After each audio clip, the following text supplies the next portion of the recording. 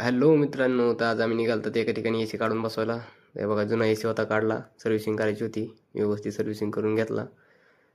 त्यानंतर त्याचे ग्रिल वगैरे फिल्टर सगळं क्लीन केलं. आउटडोर खूपच घाण होतं, पण सर्व्हिसिंग करून व्यवस्थित स्वच्छ करून घेतलं. त्यानंतर कॉपर पाईपिंग आली ती जास्त जरा व्यवस्थित कॉपर पाईपची जॉईंट करून घेतले. आउटडोर लावले होते व्यवस्थित. नंतर आमच्या इकडे स्विचिंग करीत होते गोरे सर. त्यानंतर नट टाईट केले दोन्ही पण. त्यानंतर प्रेशर दिलं, नायट्रोजन लिकेज वगैरे चेक केलं, लिकेज कुठं नव्हतं. तरी एकदा पुन्हा वॅक्यूमला वगैरे मशीन लावून व्यवस्थित वॅक्यूम करून एका ट्रायल केला. दोन्ही पण आउटडोर ओके, व्यवस्थित चालत आहेत.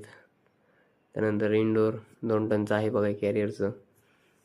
हे 1 टनचा AC त्यांचा जुना होता, काढून बसवला.